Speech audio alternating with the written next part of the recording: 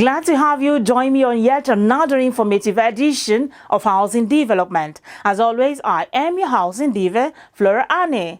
Housing is widely recognized as a human right, yet Nigerians' low-income households in particular struggle when it comes to finding adequate shelter that does not leave them in financial difficulty. Even though the scarcity of affordable housing affects all segments of the society, it is notably low-income earners who are most affected.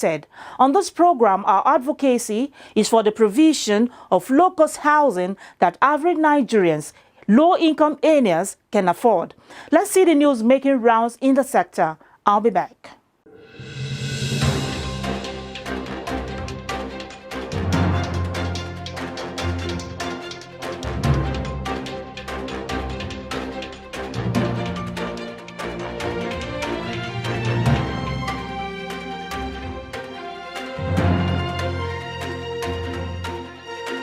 The Nigerian Institution of Surveyors, NIS, Lagos branch, has called for the use of Global Navigation Satellite System, GNSS technology, to monitor high-rise structures and prevent collapse of such buildings. The chairman of the branch, Mr. Adeshina Adeleke, who made the call in Lagos, explained that deploying the technology is necessary because the state cannot run away from building high-rise structures as it ensures management of available land spaces.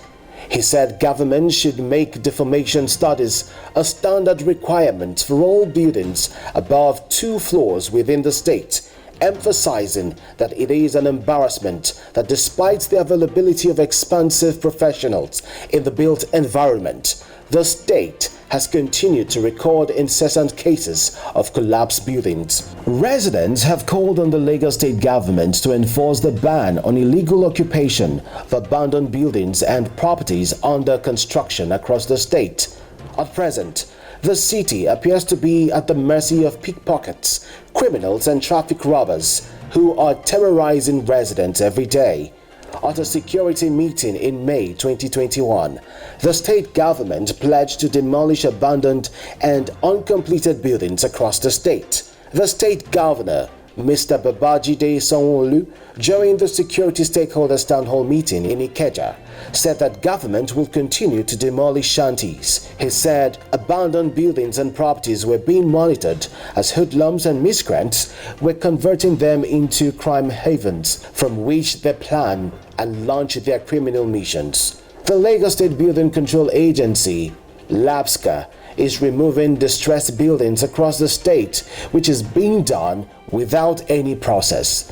For the abandoned ones, where construction may be stopped, the owners are encouraged to come forward and take possession and renovate such property for habitation. Nigerians have said that the 7.3 million naira starting price for the 5,000 housing units built by the federal government in 34 states of the country is not meant for the average Nigerian. The Minister of Works and Housing, Babatunde Fashola, had recently revealed that Nigerians can now apply for houses built under the current federal government's National Housing Program, NHP, in the 34 states. A portal was formally launched to enable Nigerians to apply for the housing units. The government claimed the projects are in line with the United Nations Goal 11 of the Sustainable Development Agenda, which targets to ensure that by 2030, the government will provide access to adequate, safe, and affordable housing and basic services and upgrade slums. But the cost of the cheapest unit will take a Nigerian civil servant on the 30,000 naira minimum wage 20 years to pay for a 1-bedroom flat. Nigerians on social media platform Facebook believe that the prices pegged on the building is not sustainable, particularly with the country's housing gap, stating that the federal government could have subsidized the price to accommodate the ordinary Nigerian. According to them, government housing programs are supposed to explicitly target households at the bottom of the income pyramid for whom most commercially developed residential property is out of reach. This, according to those that commented, is where the federal government's national housing program appears to have failed.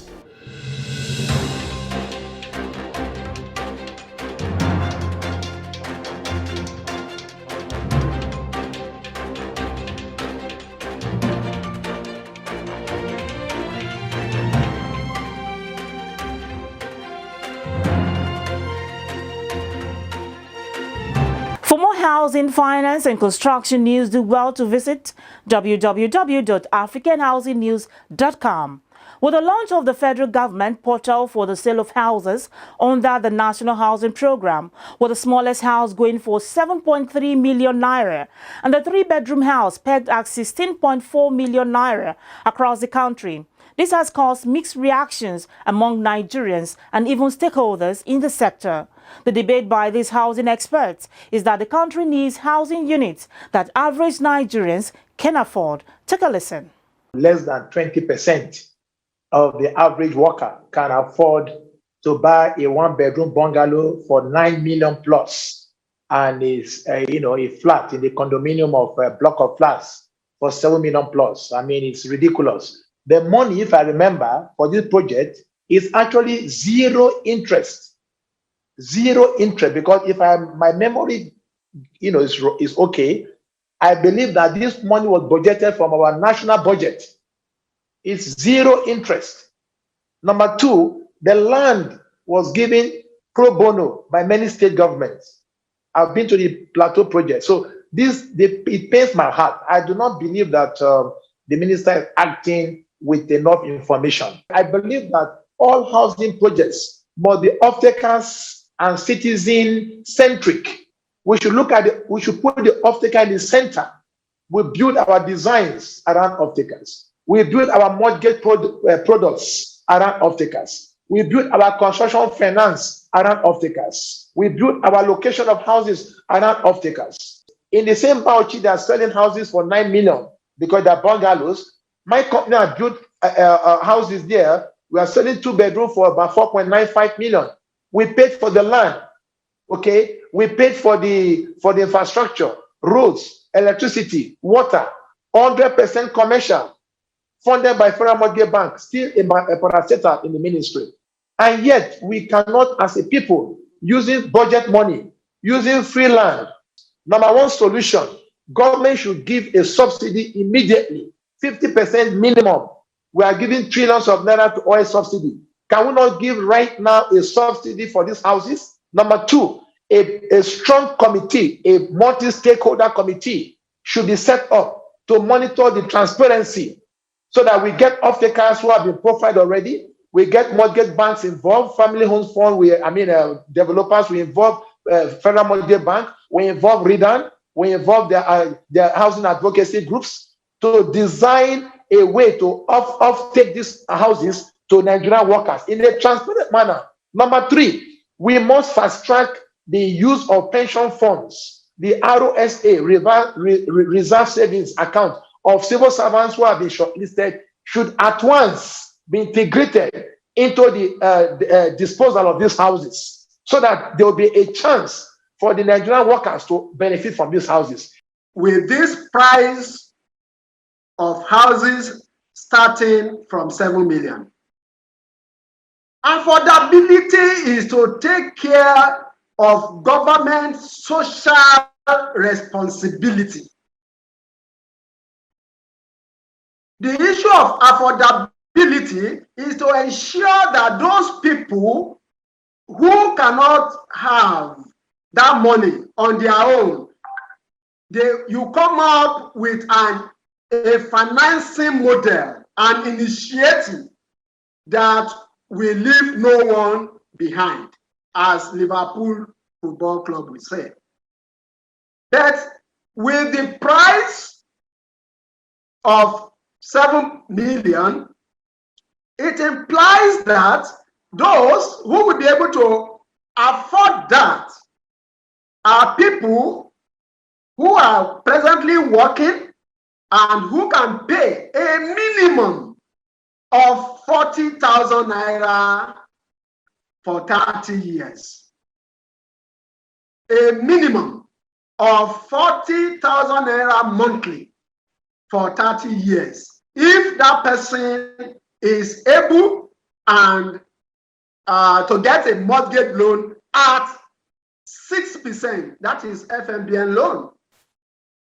So let's not even go to where you cannot access the FMBN loan at that 6%.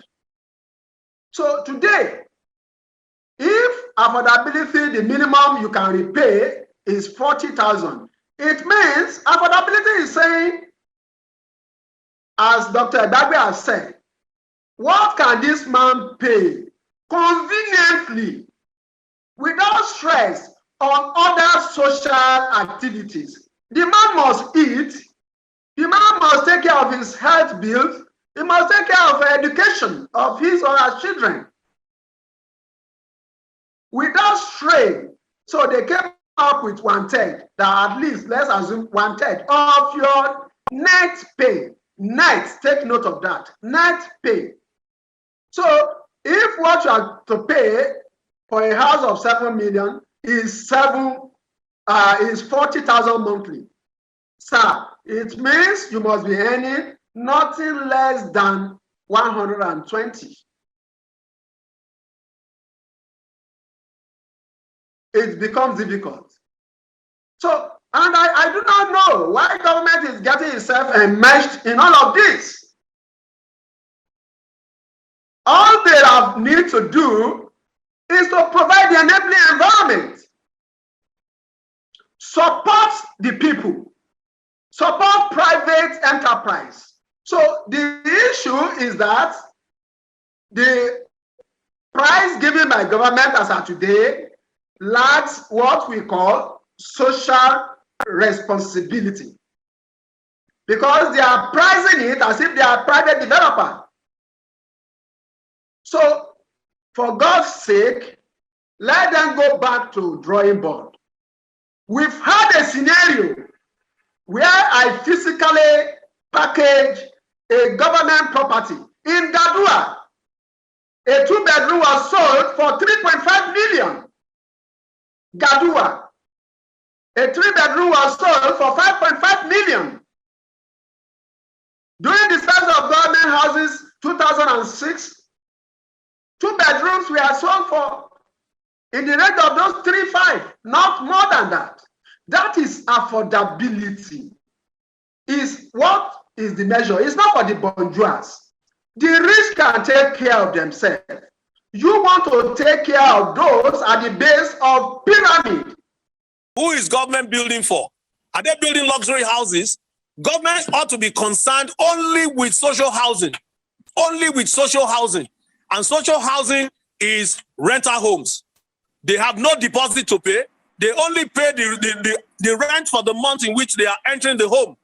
And then, because they have, regular income, you take the salary and you draw from the salary every month. That's rent.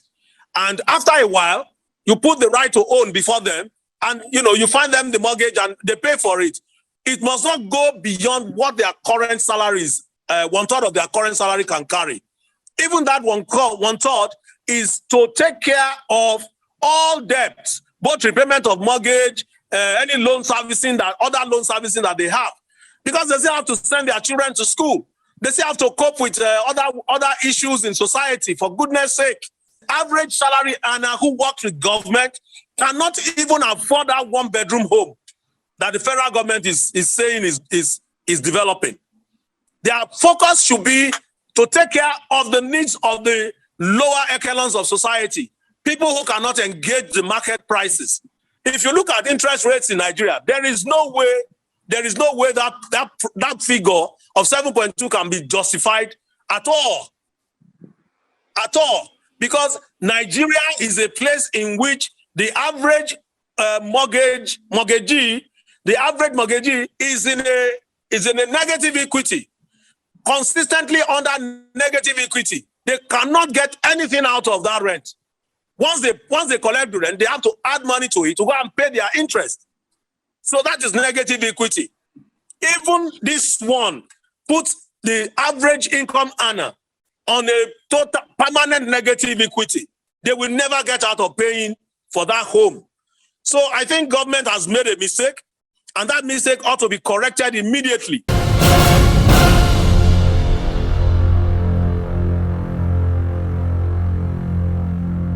Welcome back. Still on the issue of housing affordability, let's go to the streets to get the reactions of Nigerians on the federal government 7 million one-bedroom apartment.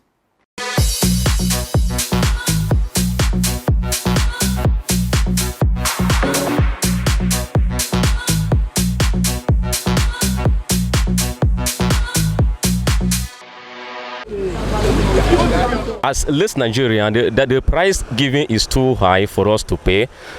So I believe that in Nigeria we have many resources. The federal government has money to even provide house for us for free. So I advise the government, if they can beat down the price, so that the price come down to like that one bedroom bungalow that goes for 9.something million, then beat it down to 4.something or 5.something million naira, so that we can be able to afford it. And the one of 7.something million, let them beat it down to 3.something million for us to, or 2.something million naira for us to be able to afford it. I think if government can do like that, we can be able to accommodate it, and we can patronize more. How much my salary? I dey come buy house for 1 point something, 7 points.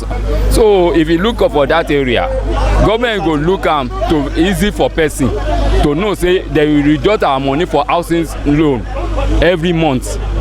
But you know carry along of this thing to buy house for the civil servant like a level 8, level 9, level 10 to get house for your own self-contained. It's not of here like that. Government go try to look area for everybody for this world, make everybody there for available rest of peace to get house for this world. If it's I get land my own, you know I no fit to spend all the money like that to say I wan build house, I wan enter. I will do am gradually to easy for me. But I will come spend like 2 million to finish am. Is that one still a favor for me to know say everything be like that? Instead of that, they should come out and help masses by giving them the money. Like if you give me 4.something million or 4 million, I will, by the end of 2 years, I will build more than what they are affording for a housing program. I will be comfortable. They should come out and help me with the money. Give me the physical cash, and I will use it well.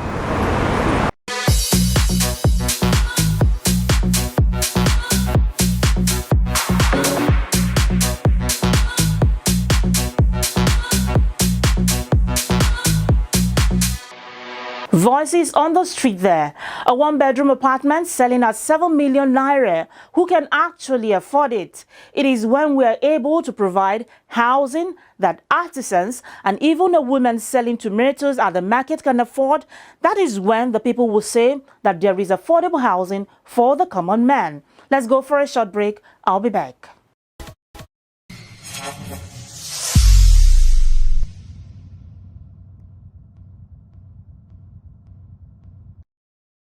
Welcome back. You're watching Housing Development. Coming up next is Brains and Hammers.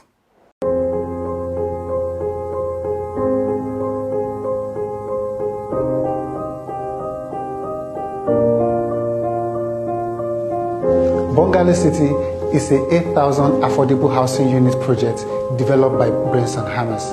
It is situated along the Kubwa Expressway in the Federal Capital Territory. This project is broken into phases. The phase 1 of the project has 1,000 housing units that are completed or at different phases of completion. The second phase of the project is made up of 1,250 housing units, broken into 2 bedrooms and 3 bedrooms. This second phase is fondly called the Mega City and is fully facilitated and supported by the Federal Mortgage Bank of Nigeria. The partnership between Federal Mortgage Bank of Nigeria and Brains and Hammers speaks to the credibility of not just the company, but how far we've come in providing affordable houses for Nigeria.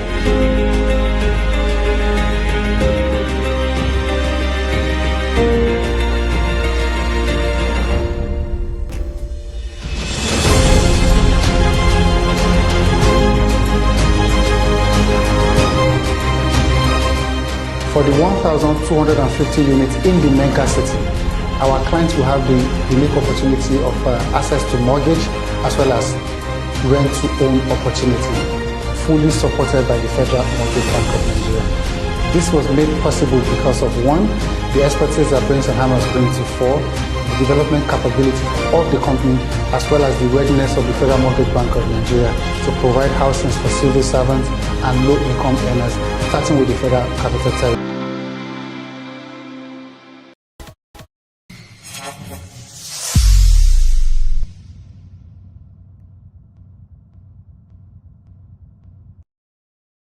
The objectives of this bill are standardize the business of real estate development in Nigeria by regulating the conduct of transactions in the real estate sector, provide enabling environment and transparency in the business of real estate development in Nigeria, provide and make the business of real estate development in Nigeria conform to the international best practice and safeguard the ultimate interest of all stakeholders in the business, curb fraudulent practice in the business of real estate development in Nigeria, ensure that the real estate business conform with the National Building Code in Nigeria, create an innovative and sustainable environment, promote Nigeria as a real estate investment destination in Africa and the world at large, and also ensure that the real estate business in Nigeria conform with the Money Laundering Prohibition Act of 2011 as amended,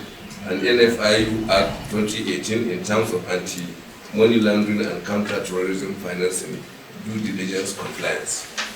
We use this media to thank the personnel of the Nigerian Financial Intelligence Unit and other stakeholders in housing and real estate sector for this enormous feat. The time to ensure compliance with the extant laws, National Building Code, and adherence to the standards by developers is now. By all practitioners, Nigeria will greatly benefit from passage of this bill, as it will ensure value for money by the home seekers, quality of buildings, mitigation of collapsed buildings in our dear nation.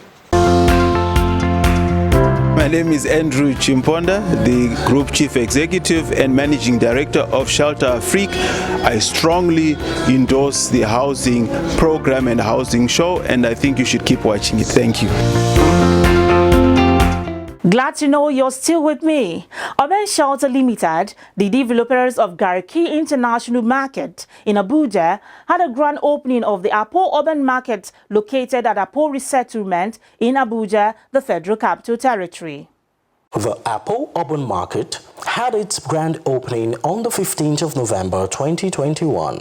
It was indeed a grand event with shop owners excited and happy.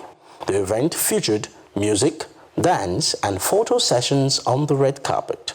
Shop owners and renters spoke with the housing program team, expressing themselves, stating that the environment was serene, secure and good for business. Also, they urged owners of businesses and individuals to get a shop at the new commissioned Apo Urban Market. I think it's going to be one of the best shops in Abuja from what I'm seeing, because they have everything you need here. They have a standby generator, they have good facilities. I'm actually so impressed, and I'm looking forward to see a massive patronage and a good business in this place. It's a very good market, and it's located in a very strategic area. The market is good because it is well built. There's 24-hour electricity, and whatever you need is a good market for good businesses. Furthermore, they addressed members of the public to come enjoy professional services in classy, functional, organized and peaceful retail environment. This market is a very clean, serene, clean environment. The security here is very tight, and we have 247 lights. Each owner has a prepaid meter. I encourage everyone to come get a shop here. The rent here is very cheap. Everything is just very okay. You like the environment. This place is booming. It's within the center of Abuja, between Apo, the legislative quarters, and Lokogoma. So it's a very good place. Apo Urban Market promises to provide versatility in retail, work and leisure. The contemporary yet open design allows for easy shopping, banking, neighborhood recreation areas and formal office spaces, blending a friendly setting to meet every consumer needs. Every family has the right to enjoy decent and affordable housing. Many thanks for watching Housing Development. You can watch today's episode over again and previous ones on the YouTube channel Housing TV Africa. And remain your housing diva, Fleur Annie. See you soon.